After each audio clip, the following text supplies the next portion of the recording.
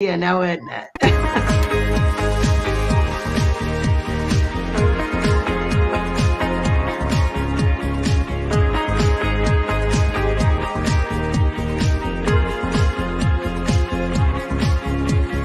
Welcome to LOA Today. I'm Walt Thiessen. With me today, Louis D'Souza and Amy Blackford. This is your daily dose of happy. We are so happy you decided to join us today. And indeed, we are ready to get the week off to a roaring start here as we continue Amy's series of Warrior Rules. And I'm still trying to get over that name. I mean, I know that it's a very meaningful name for you. Yes. I just didn't ever think of myself as a warrior. So this is new for me, that's all. But it's good. You know, the Warrior Rules so far have been great. So I have no complaints. I would love to explain what that means. I should probably add it to the blog. It's basically the spiritual warrior, the war that's going on in our minds. And yes. And so it's basically the mind being compared to a battlefield, and you have got to not conquer it, but come to terms with it. And I've developed these insights around that concept. So you're basically trying to bring your own mind to the peace table. Yes. Okay. And it takes diligence, and it takes practice, and it takes strength to do. This is true. Yes. So we're up to rule number 3, I believe. Why don't you introduce rule number 3 to us? Yeah. Rule number 3 is don't be fooled by shortcuts, commit to the long haul. And basically this concept is it's being able to set clear intentions and apply actions to accomplish them. So a lot of times people will have an idea or a dream, and if they just follow the breadcrumbs that are being laid out for them without really questioning them, they're just following their intuition. By setting that intention and just trusting where those breadcrumbs are leading, you will always get to that destination. So for me, with publication with my books, I've been at this now for a really long time, and it's taken a tremendous amount of dedication. And I know that at some point that part will manifest, but that's not the actual point. So committing to the long haul means if you set a clear intention and you pay attention to the breadcrumbs and enjoy the journey along the way, you're going to reach that mile marker. It's going to happen. Some things happen very quickly, and some things take a little bit longer. And, you can look at it one of two ways. If things aren't happening very quickly, the way to get out of now doubting it or thinking that you're being led astray or getting into all that, mind chatter, you could look at it as, things are really gratifying sometimes when it's the contrast. So if I had a best-selling book without ever having to go through what I'm currently doing, I don't think I would have this same excited reaction. I would have nothing to compare it to. I understand. So there are some things that if they're taking a certain amount of time, instead of questioning them, just trust it's to maximize the excitement level, and you're going to be in the perfect spot to be in that moment. And I noticed you guys are both in LOA Today Orange. I don't know how you coordinated that, but that was well done. I made that comment too. I never wear this t-shirt. It's one of my favorites. Well, you're letting the side down. I know. Here I'm wearing blue, like, oh, geez, am I out of step here or what? No, orange and blue are complementary. Well, they are complementary. I think it'll be very, very, very scary if all of us were in orange. Would it be? Well, at least they know we were on the same There's team. synchronicity and there's synchronicity.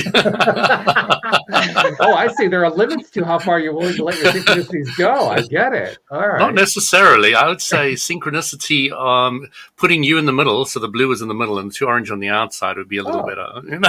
Well, I can do that. There you go. Yeah, there we go. That's better. Well, he just flipped that script real quick, didn't he? Instant manifestation. There we go. That's right. But on the point of the warrior rule, I have to bring in one side question first before we dive into it, because it's the one that I think often comes up, and that is, your warrior rule is very much around taking action. And if Yes. we go, for instance, to Abraham Hicks is always stressing. Don't take the action. Get yourself into the right vibration Yes. first, and make Right. it that your top piece. So let's address that piece first. Okay, perfect. So when you set a clear intention, understanding and accepting that just by having that thought, it will become reality. First of all, you have to believe it. Mm. And then it is trusting. You don't have to figure that part out. That isn't your part to do. That's where the higher self, whatever people want to call it, the intelligent field aligns all of that stuff for us. And so if we can just pay attention and follow what feels best. So that's always going to be leading us. But if we're coming from, I want this to happen in a certain amount of time, and you're not trusting that because you had that intention, well, only some people get that stuff and there's no way. It kind of really it leads you into these detours and just loops that you go into. So like I said, some things will manifest very quickly. It's trusting that it's all going to happen. Everything Abraham will say, you wouldn't want it all coming at once. You wouldn't want everything at once. Where's the fun in that? So as you set all of these intentions, things can start manifesting you even remember that you had, and it just shows up one day. So yeah, that's always the answers. challenge for me. That's the challenge for me, is trying to remember what was it I was asking for, and how does it relate to what I'm experiencing right now. Right. And very often I seem to have LOA Alzheimer's. I mean, I just can't seem to get it. But sometimes I can remember it, and that's good, But Louis, what she's talking about, I think that's the best term, But Louis, what she's describing, to be honest, it sounds like your life story, because you basically have been on one long journey. You've been acquiring like all kinds of information over the years. You've been learning stuff, picking up information from different gurus. It's almost like you've been living Warrior Rule number 3. Yeah, it's the latest Walt Guru that's been the best. So somewhere along the way, you learned how to suck up, huh? Okay, well, that's good.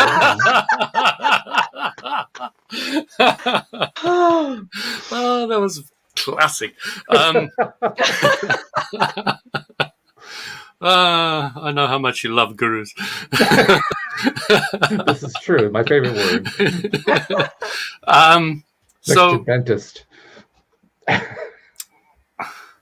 So I don't know. I mean, there's so many things to say about it. One thing I wanted to bring in quickly about that rule is, for the long haul, Abraham Hicks says, impatience is not necessarily wrong. Wanting it sooner is not a problem. It's not wrong. It's not necessarily wrong. So, the long haul is more about consistent discipline and building up the momentum. Right. And that's what you're really looking to do. So, I've got a real high level of momentum going into my life for many years now. And, I can literally ride on it. I don't have to do almost much effort, and things just start turning out very, very well. My wife and I were so excited. She came back and said, look, I found this 3 million, because we're looking to maybe move into the country, and there's this property in Devon overlooking the sea, £3 million property, all furnished. You get 20,000 on top of it, and it's one of these competitions that you can win this £3 million house. And we were looking at this, and it's like, wow, this is so amazing. And drooling over this house. 5 double bedrooms. Right. All brand new modern build with glass everywhere. Oh, yes. There's infinity swimming pool, Nice. And, right on the coast in the UK. And that property must be, really Oh, worth. yeah. Yeah. So, it's, both my wife and I have got this belief structure that it's possible for us to win it.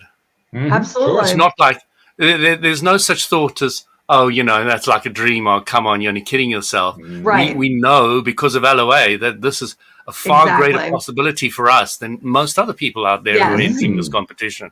Right. And it really is worthwhile understanding that momentum. And you know how happy we both felt about the property. It just feels really good. So, Yeah. you know, and this is the kind of idea I want to get across to people because, you know, we don't go look at the very cheap, mundane little properties that much anymore. And we used to look at them because they're a little more practical financially, etc. But we really allow ourselves to go out there and dream and dream and Yes. dream and just let the universe do its magic. You know, I don't have Exactly.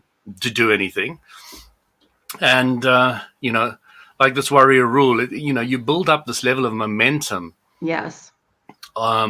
of expecting things, you know, and expectation is on the Abraham Hicks's emotional guidance scale. And, you know, you got Right. hope and then expectation. And when you start hitting that expectation one, it is really exciting, even though you may never get the property. You know, it's just exciting that you can believe, you know, that this is really not that impossible anymore. No, It's by really a heck expecting of a it, lot, you're open to heck of a lot receiving it. easier. Yes. Yeah. By expecting And I mean, it, you're open to receiving it. we've been looking at loads of £1 million properties, and now suddenly we're looking at twos, and now suddenly we're hitting the threes, and it's like, wow, this is so cool, you know. Nice. And you know, I've got so many ideas of what I'd like to do. You know, I'd like to have maybe Jinshin courses there, or invite people to come around to talk about soil, because you know I'm really into soil at the moment, and the planet, and you know, biodiversity, and you know, spiritual retreats, yoga retreats, etc. You know, just to me, it's just exciting to be able to have that kind of space and place to have people come around and enjoy and have fun. You know, if I had £1 million house, it'd be an open door. I wouldn't be one of those people who are locked behind and, you know, nobody can come inside and it's got to stay perfect. You know, I just don't believe in that world at all. So it'll be like open house and come and enjoy. So, yeah. It sounds like a beautiful vision. Yeah. Well, I it's just expect especially you on to the get coast. it. I mean, when you got the view, when you got the view of the water, I mean, hey, I'm there. You know, forget everything else. I'm getting on a plane. It's interesting that you use the word self-discipline because that's actually in the blog post. Mhm. That is the commitment to just keeping your mind focused on what your intention is and expecting those results. And that's what lights the path up for you. And so things can come very rapidly, or some things can take longer. And either way, you're going to always get what you want, what you're intending to create. And I think you're going to get what you are vibrationally consistent Yes. with. I think is a lot to do with warrior rule number 3, is that consistency element. Right. You're not going to get what you want. You're going to get what you're vibrationally consistent with. Right. That's where the self-discipline comes in and catching yourself. It's okay to have a range of emotion. I mean, that's part of the contrast, Part of right? life. But it's also extremely important not to wallow. And now you're sending out conflicting vibration and frequency. Yep. And so don't get those trains going in 2 different directions. Yeah. Right. And so the more you can sustain, like you were saying, Louis, the momentum, and that comes through self-discipline. It's being able to notice and catch when the negative thoughts come in or the emotions. Allow yourself to have it, but also shift as quickly as you possibly can. And of course, the challenge is we're faced often with, like you said, with contrast, with life. And when you're in the middle of that contrast and the contrast is getting really contrasty, it can be hard to remember to stay in that high vibe space. It can be a little bit challenging at those times. So Absolutely. I guess the next question becomes, how do you guys do it? What's your method? It's a brilliant question. I mean, again, the warrior rule number 3 has said, and I've mentioned it before on the post, on the podcast, podcast. I'm trying to think, is it a vlogcast, a podcast? I'm not sure. It's a cast. That's all. It's a cast. It's a cast. We're just casting these days. That's right. So it's a StreamYard. What else? I mean, it's a StreamYard. it's really the consistency over time. To me, the building blocks is really understand LOA. Yes. Mm-hmm.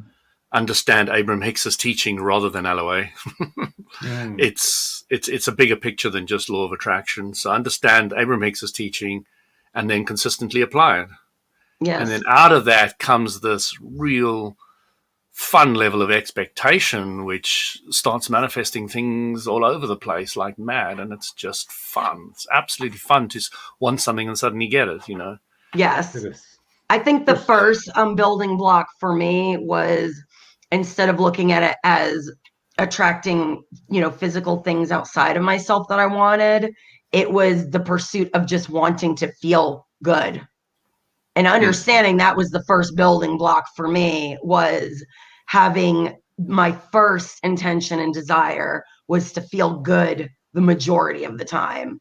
And from there, understanding that through gaining momentum and switching from, feeling negative emotion or, negative thoughts running rampant, just the relief of understanding that I, through self-discipline, could just feel good mentally, physically throughout my day was a game changer. And then from there, understanding that through doing that, now that is the gateway to attracting things outside of myself that I really, really want.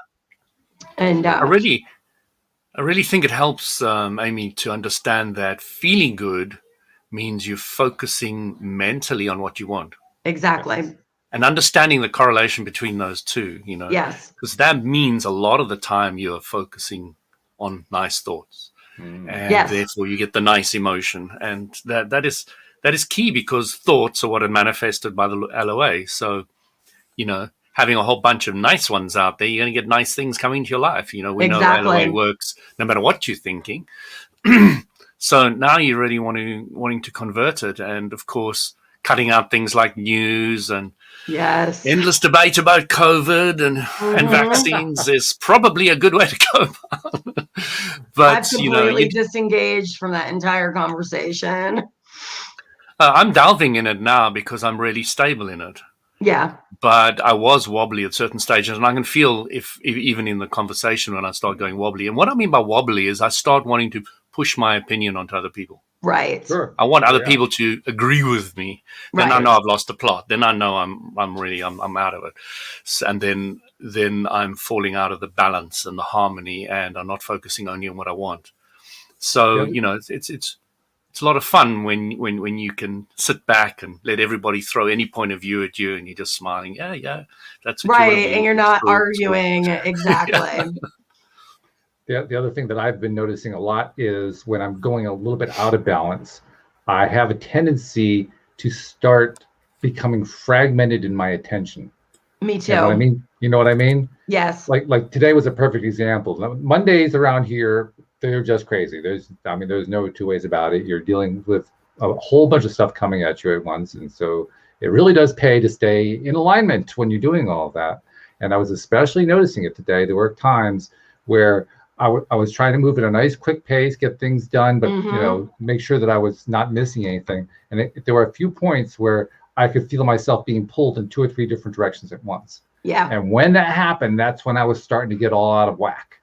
The same exact thing happened to me today. That is absolutely crazy. Well, that's the way it happens, isn't it? I mean, Yeah. when you start going out of alignment, it's like you can't satisfy all the needs at the same time. And Right. the answer is you're right. You can't satisfy all the needs at the same time. So you have to slow it down. And Right. that's what I was consciously reminding myself to do today in the midst of the chaos, was to say, okay, turn off the chaos. We're going to do one at a time. You're first, you're second. You got to wait your turn. Literally, you have to do it like that. But not only that, you have to realize that the turn that you're giving anything may not be completed, and you need to accept that.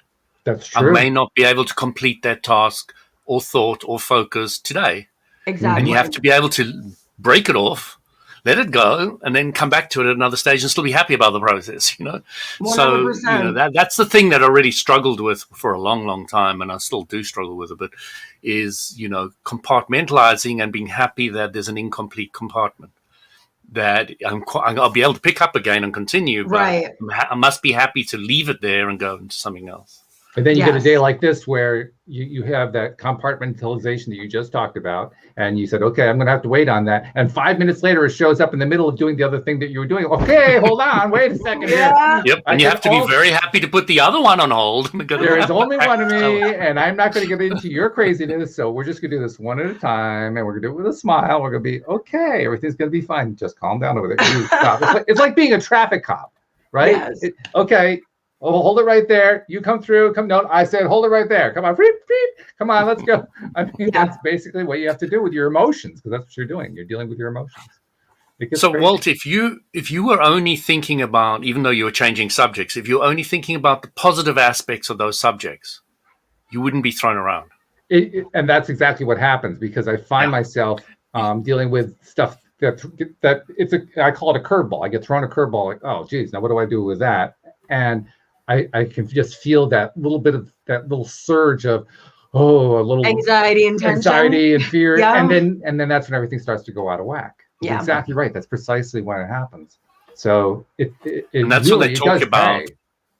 The It really spiritual, does pay to get into that high place and stay there. I mean, there's a strong premium on staying there in the midst of all that chaos. Sorry, what were you saying?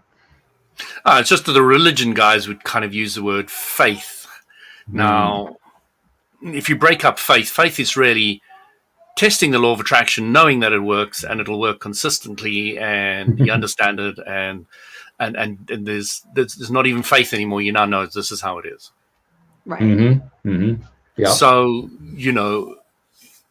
I like to bring that word faith in again. It's like having faith that this is just going to work out, even though there's hectic stuff going on. And when you can completely and totally relax, let's say, use the word vortex in your vortex, that's when your day will flow, even though there's a million things around you, and you'll have that stable core, and you're sitting there and everything's going mad around you, but you'll still be this like shining light in the middle of it all. And I That's know cool. everybody in the religious circles do like to use that word faith. I've always found the word doesn't quite work for me, so I use trust instead. Because to me, what I'm really trying to do is I'm trying to trust. I'm trying to just have total trust. It's all going to work out just fine. And when I can get to that level, that's when I'm high vibe. When I'm not at that level, I know it. It's really clear to me I'm not at that level. And it's Well, time to before find out LOA, what- you didn't really know when you were in and out of it with that level of clarity. But as you start working with LOA more and more and more, it becomes incredibly clear when you're out of whack. Oh, Well, 100%. Wow. I knew before that I was out of whack. I just didn't know why. I had no idea what was Right. going on with it. Now I know why. Now I understand what's Yeah, going on there. The level of starkness and clarity becomes greater because of the contrast, because you're spending more time in the positive. when Yeah. the Oh, yeah, negative sure. Really Yes. becomes clear. So it's 100%. That's true. I wasn't dealing with true contrast. I was dealing with just the negative side. That's not really contrast. That's just Yeah, negative. not necessarily. Depression, rage, anger. There are different vibrations. I had myself today, same thing. Mondays are with the office and appointments outside of the house, and there was a lot of moving parts going on, and it all started out great this morning. I was like getting things done, and then all of a sudden it was just too much, and I had to finally cut it off because the tension, the anxiety rose inside me. I was like, oh, no. And I shifted gears just perfectly. I gave myself like an hour and a half before the podcast to just take a breather. And, like you were saying, Louie, I can get back to that a little bit later so that I could be in the space to enjoy this moment. But I let it kind of boil up for a minute until I was like, whoa. No, this isn't how I should be feeling right now. So another synchronicity there. It's really cool.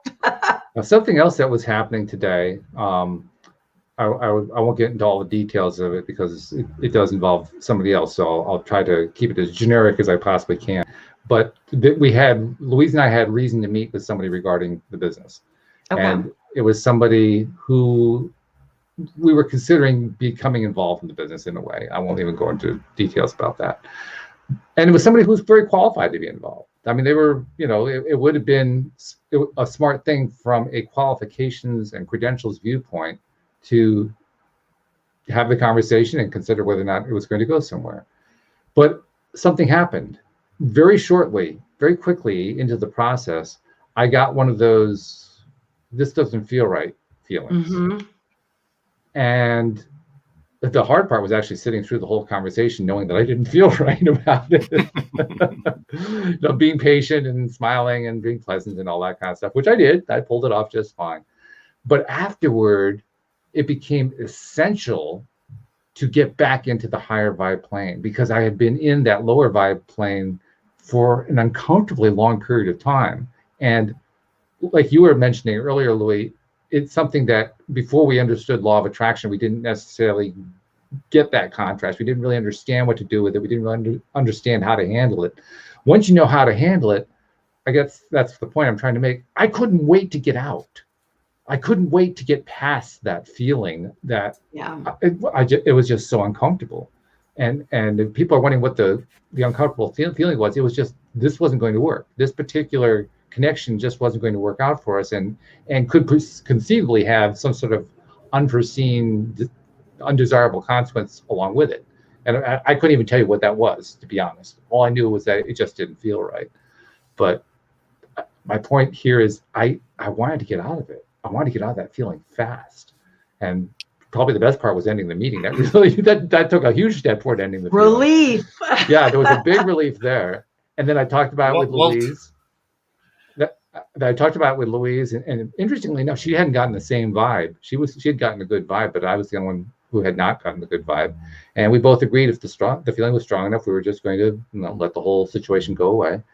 And then once we had that conversation, then for whatever reason, I was then able to get into the high place. I was then able to release. I was then able to say, okay, that's in the past. We're done with it. I can relax, sigh of relief, and everything felt better. But I guess I had to go through a process, didn't I? I had to kind of walk through the steps, and it wasn't instantaneous I would have liked to. I mean, I would have liked it to all kind of come to a stop 2 minutes into the interview, but that wasn't going to happen. So I had to work through it. And that happens sometimes. That's part of what we go through in life. Yeah, it's true. One of the things I like doing with people who I'm having conversations with who, it doesn't feel good. One of two things is happening. One is I'm not really standing up for what I'm really believing. And so one of the sentences I often use now is, do you really believe that? Yeah? Are you sure? And as soon as you get them to stop and think about their own belief structure, then that can change the entire dynamic of it. So I'm not asserting where I'm coming from. I'm just sitting there being barraged by negativity, and I'm not doing anything about it. So, to me, it's important to also, when I'm looking at these individuals, is to see anything positive about them.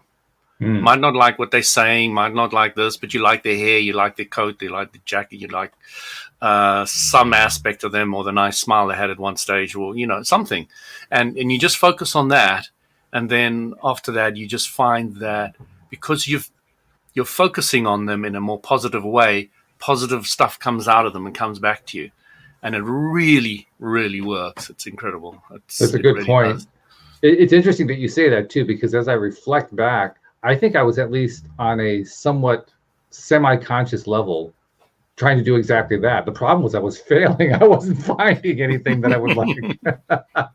And it wasn't this person was a bad person. They weren't. I mean, it was nothing like that. It was just, I can't put my finger on it. All I can say is, for whatever reason, it just didn't rub me the right way. And that's the way it was. So finding that thing to focus on, I wish I'd done it a little bit more consciously. Maybe I would have found something that could have sustained me better through the whole conversation. But it's a learning point for the future. Let's treat it that way. Exactly. So what's the other? You learn these little tools along the way, and eventually you get to implement them practically in real life. Yes, right. And then, once you're doing that, or more and more often, it just becomes easier and easier. Of course, LOA does that. Yeah, that's true. Yes, being able to get I think, an objective perspective where you kind of pan out of the scene. You can look at what is working in your life, and you can see what isn't.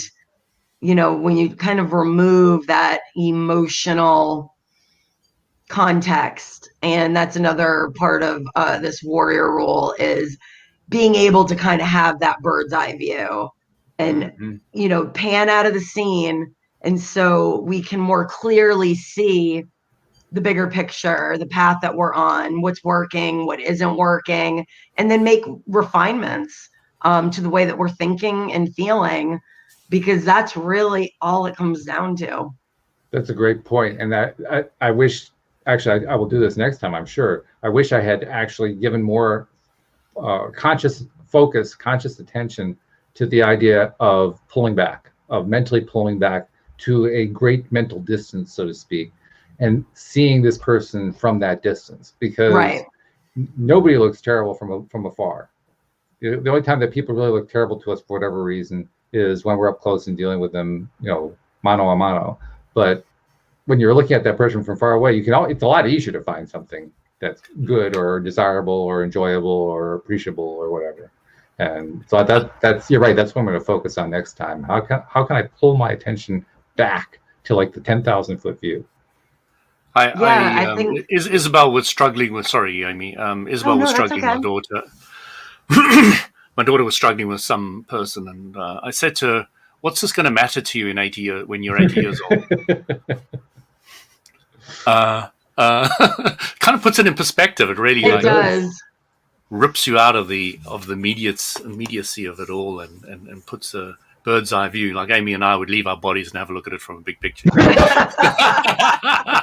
Zooming on out. So you guys actually do astral projection in the middle of a meeting. I'm impressed. That's not easy. Yeah, I mean, we're advanced souls, man. We can do it. I guess. Oh my goodness. It's good to have a skill. It's worthwhile taking these situations into the dream world. Think about them before you go to sleep and see what answers come out. Yeah, I actually experiment with that as well. It's really fun. And I can't believe I just quit having these experiences. And then when I started on the podcast and we started talking about them again, all of a sudden I've just been having them more and more. And it's just been really enjoyable. Deliberately or just because it it just comes very natural. It'll be LOA that does it. When you put your focus on something, it'll amplify it. I can literally feel when it's happening, and I get a sensation. Instead of being afraid, because I've done it so much, I get so excited. I just like leap out, and I'm like, "Oh, this is happening right now!"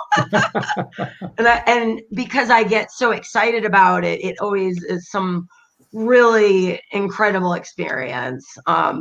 Whereas when I first started experimenting with it, there was a fear factor there, because again, it's a very strange sensation at first, and to acclimate to it, and you have to be even more conscious of your thoughts, because when you astral project, there is things manifest immediately. And so if you start having fear and darker thoughts, guess what's going to happen? You're going to have some not so pleasant experiences. And so I had to take a little bit of a break until I could master that part. And now it just happens very frequently. And I get excited about it and have great expectations around it, because I'm not afraid of it anymore. I'm just wondering, Louie, because I'm thinking about it. If you're actually able to do this during a meeting with somebody, I'm thinking about it from the point of view of the person you're having the meeting with, and I can almost imagine that person saying, "Louie, I don't feel like I have your full attention right now." No, when the masters say that they are able to be at, some of them, far more than 2 places at once and speak to you all at the same time with no problem. Now that is interesting. It's like your body, pumps your heart, and your kidney deals with the urine, deals with the water, and your eyes see and your ears hear and blah blah blah, all at the same time. So it's you're able to split your consciousness up in 3 different areas or more, and it's not impossible for some, so they say. So, to me, that is what you call an advanced individual. So have when All I- my studies and all the different books and everything I've read, that is one of the basic characteristics of these really advanced dudes. but I have to admit, there's a piece of me that wonders: are they truly what, in computer terms, are they truly parallel processing, or are they splitting time up? Are they time sharing on a single processor? If you understand what I mean, is it truly separate focus at the same instant? Well, look at it from this point of view. Source has split itself up into Walt, Louis, and Amy. That's true. And we're all fully conscious at the same time, are we not? Yeah. We certainly are. Well, some of us are. Well, some of the time. So you see the kind of perspective I'm trying to put on the spin. I see the perspective. Yeah, I'm just trying to imagine the gurus themselves. I wouldn't call what I do as astral projection, but when I channel and I have a specific, it's another parallel version of myself. And she's living, I think I've told you guys this before. Her name's Buella, and she lives in a completely, basically it's a version of Earth that the Industrial Revolution ever happened. And it's very tribal still, the native originators of the planet. And this happens. Fan of the cave bear stuff. They're very advanced, and basically when it just came out of nowhere, where and it happened on New Year's Eve, and I was by myself, and I was thinking to myself about something that was going on in my life, and all of a sudden everything around me, it was like time froze. It's really hard to explain, but basically it became a still picture, and all of a sudden I started speaking. She has a different vocalization. It did not sound like me, and she was saying things to me that I would never say to myself. A very warrior mentality, where it was, you're asking these questions, and I'm going to say some things that you need to face that you might not want to hear right now. And so Thank you, after I Jeffrey. started, I just said thank you, Jeffrey. He said bless you. Sorry, He must be watching, not only listening. so Because I muted myself there. the more that I have channeled her, it is exactly what you're talking about, where I'll always start my own meditation, and then all of a sudden she will just come in and start talking, and I've recorded it because I can't remember afterwards, because it's a split thing, but it happens very organically. And I don't have a visual, but I can feel through the vibration, through the vocalization, and what she's saying to me, this mental picture of what this space is and what she's even talking about. So it's a really unique astral projection I see is me coming out of my body. This is where I'm in my body here, and also occupying both at the same time. It's a bit of an Abraham Hicks thing, because when Yes. Esther channels, she doesn't remember anything.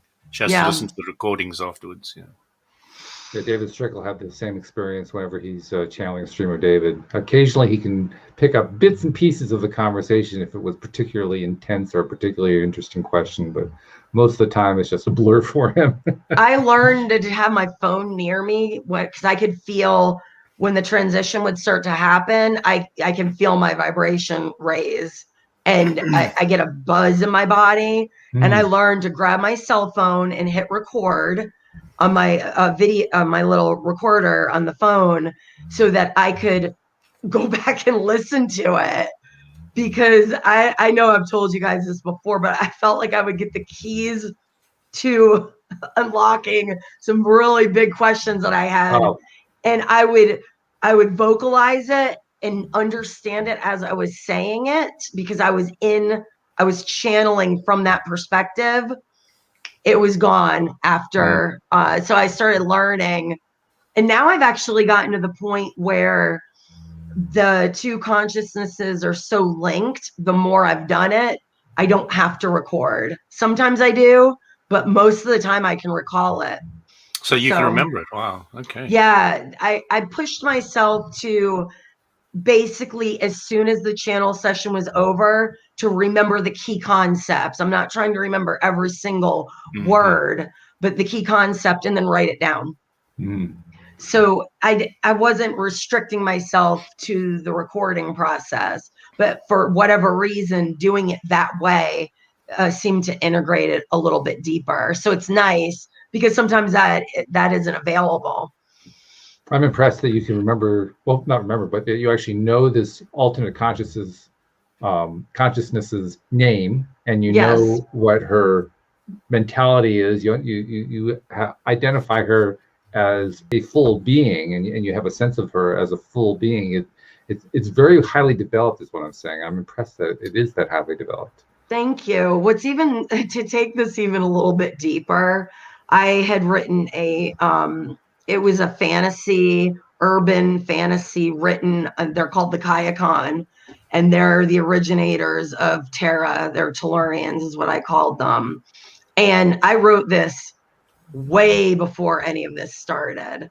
And so when this started happening, I didn't know what was going on, but I could sense there was a similarity in the vibration. So now I'm wondering, this story was coming through me and it felt so real, and I didn't understand. I was downloading all this information. Did I, connect with this aspect of myself, and that's where it came from? But it's just another interesting and fun way of looking at it. Because I mean, when I write, I'm channeling. And that's just it came through like 10 years before I actually started channeling. Well, it's also Amy, you're saying you're cheating there. Yeah. Here I think I'm copying somebody else's work, eh? Plagiarism, yeah. Cool, man. There's a line from the television series The West Wing that was beautiful. It was a line that came from one of the speechwriters, and his line was that good writers borrow from other writers, great writers steal outright from other writers. So you're in a good league there, Amy. Don't change a thing. I'm confused. Think William Shakespeare. Everybody in the Shakespearean era was stealing each other ideas because they were using to write their own versions of plays of the classic tales. Got it. It was very, very common, and nobody thought anything bad about it. They just figured that's just part of how humans develop stories. Right.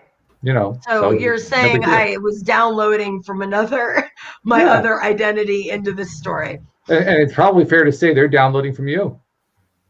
I have, I mean, seriously, why not? Why does it have to be one direction, right? It doesn't have to be one direction. I have always wondered, is it the same thing with the book I've written? I wrote it 5 years ago about a pandemic that was literally the identical one that I've had to change it in my story because it was too much. It was just so right. Did I create it through my mind and now I'm experiencing that reality?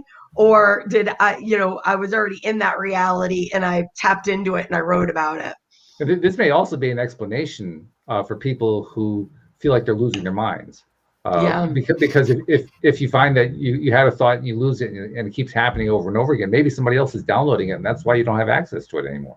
Right. I'm just saying. So there's one kind of idea which I wanted to put out to people, because a lot of people who start studying LOA start experiencing their vibrational interpreting machine tuning into different stations. And I really wanted to point out that it's not uncommon to have kind of experiences like this when you start going on the spiritual journey. And it is almost a natural development on some level. And it's not something to be too concerned about, as long as it's not hurting somebody else and yourself. That's a good thing to avoid. Yeah. So, it's really important to understand that. I mean, Walt, you had an experience not so long ago that was like kind of weird and a bit different. And you was like, whoa, this is. This is a bit surprising, and I just want people to feel more and more comfortable with having these different kind of experiences. And you've also got to say, is there any value in it? Mm-hmm. And also, different people experience it completely differently. Amy and I have some out of body experiences. Amy channeling as well. Then there could be just that person who's a great manifester. They're running companies and they're creating people and groups and getting things together. Right. So that is not in the other worlds anymore. This is like really in this world. So you can understand. I want everybody to understand and to feel that there's so many millions of different ways. It might come out for an artist in a painting or a sculpture, 100%. and might come out in music for somebody. So there's numerous different levels and ways that people can come out and express and explore it. Yes. For me, it's very largely work with energy. I'm finding more and more techniques and changing things in my body and everything. And it's fascinating me. And I come on the show, I go, how do I tell anybody any of this stuff? I have no idea. You have to start a whole common ground. You have to base things on. You have to build foundation. And then you can start maybe speaking about some of it. But I mean, if I started waffling on about all the stuff that I did last night in my energy world, you would probably just get bored, never mind anything else. But somebody else is also excited about it. It's really amazing how you can change things. And I love the point that you make, Bill, about how it can be very disorienting, because I think it's important to know that is not unique to you. Everybody goes through that kind of thing. Yes. And it's nice when we know what's behind it, what's causing it, what's leading up to it, or what it's leading to, what's the consequences that are going to come out of it. But quite honestly, a lot of the times we don't. I mean, I'll speak for myself. A lot of the times when something happens that's kind of out of the blue, not only is it out of the blue, I don't know what it's leading to. And that in itself can be disorienting. So you have to kind of learn to let it be whatever it's coming from and whatever it's going to, and not worry too much about making sense out of it, giving it time to turn into whatever it is. 100%. You can drive yourself crazy if you're trying to figure it all out.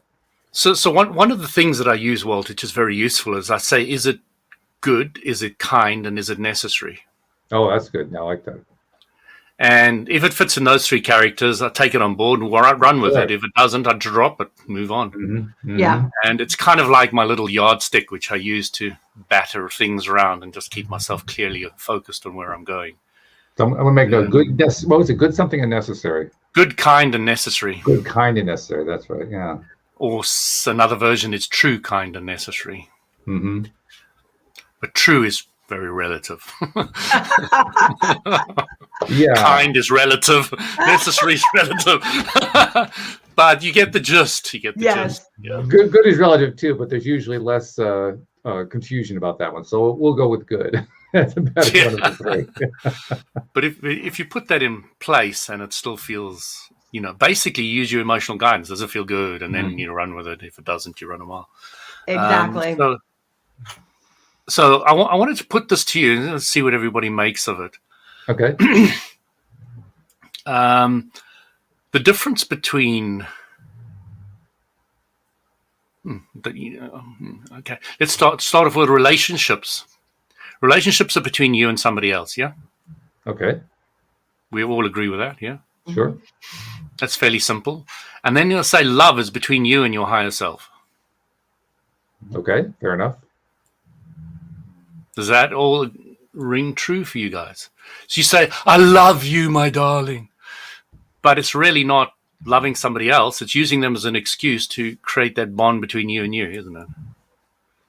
I don't consider them to be mutually exclusive, but I understand that it's useful to make the differentiation. Mm-hmm. But I really don't consider something somebody brought up recently, and I just wanted to discuss it. I thought it would be an interesting idea of looking at that aspect. Love is really between you and your higher self, and relationships are between you and somebody else. I thought it made a lot of sense to me, but I just thought it'd be good to get your opinions on it. I think there's value to that perspective. I think that the fly in the ointment is the fact that we are all energetically connected. So it becomes very easy to blur the boundary between you and me. It's you a want to zoom in. fantastic point. So let's say, just to clarify it, instead of saying you and your higher self, you and higher selves. Okay. So if you're looking Sure. at the higher self of the other person, Right. Mhm. then that could be love. But love is not the more physical, labeled individual Joe Blogs, Basically, the way I look at it is each in a relationship, each person has to have that love with that connection, and then it can be a shared experience. So it's not that the other person is generating, you're not looking to them to generate that experience within you, that emotion. You already have that emotion, and then they're a reflection of that if they are in that same space. And so loving someone, you cannot love someone unless you truly are loving yourself first. There's just no way to go about that. And so it's really about two people who are really in touch with that aspect, and then it's a reflection of that emotion. Yeah, the in That's how I touch view part. it. I think the in touch part really is the bridge. And Yeah. the reason I say that is, in my way of thinking about it, I equate source energy and love. I consider them to be identical, two ways of expressing the exact same thing. So starting from that point of view, starting from that frame of reference, then if I ask myself, okay, well, what does it mean when I am expressing love to somebody else or to my higher self or however else you want to do it? The answer is always yes, because they're source energy and I'm source energy. Now, when we go through the higher selves, what we're really saying is we're going through the higher vibe space. We're on the superhighway. Whereas when we're doing it through the physicality, we're doing it, on the local route. It's slower. Right. It's a slower vibration. It's a slower experience. Nothing wrong with it. It's actually great. It can be very, very good. It's just a different roadway. It's not the highway system. So Well, and I to me, think they're all that kind of love. love, It's just they're just different levels of it, so to speak. I think Yeah, I love your body, Walt. It's just so cool. I think that kind of love that most people talk about always has conditions to it. There's that, so that isn't real love. And so when you're coming from that, I'll only love you, space- Amy, if you cook my dinner. Otherwise, otherwise, I withhold my love. Well, Yeah, actually, no, I agree. That I conditional aspect is I is love both, lethal. but I also look for the dinner. I like both. I don't, again, they're not mutually exclusive as far as I'm concerned. Oh. Always take the dinner. That's the rule. 100%. I love the food, man. Me too. Must be McDonald's. Oh God, no. Now, there's a way to end a relationship. That's where I draw the line, Louie. I draw the line, okay? Okay, tacos. Tacos. What do you call it in America? I don't remember. Tacos. Yes. It's an interesting thing, though, how when you have different perspectives, we think about things within our perspectives, and they're all valid. I mean, every single one of the ones we've expressed here are perfectly valid. On the surface, they can seem like they conflict. They really don't conflict. They're just different ways of looking at the same thing. If you're looking at a building and you're looking at it from East First Street, and then you look at it from West First Street, it's the same building. You're just seeing two different perspectives. You're not going to see the same part of the building. That's just the way it's going to be. I don't know. I think if we all had the same exact perspective, there'd be no point to be here as individuals. We would live in a one-point universe. Yeah. It would be the only point. There would be nothing else. It would just be, here's the one point. That's it. Right. Okay. Bye. Hope you enjoyed it. I love this book. I don't know if you guys have ever read it. It's called Mr. God, This Is Anna. And it's a 9-year-old girl in the East End of London who gets beaten around by her parents, runs away, and gets found by this guy who takes her in, and they have this incredible love relationship between the two of them. But she's an incredibly advanced soul, and she talks about not point of view. She talks about points to view. Oh, nice. And it's really interesting because she could see so many points to view things from. And she took mirrors and looked at all the different dimensions and took a whole lot of them and had the image change in so many directions. And, she was talking about talking to priests about the name Lucifer, but Lucifer means light, doesn't it? And it was really interesting. She was such an advanced kid, and as far as I understand, this was a true, real experience. Really?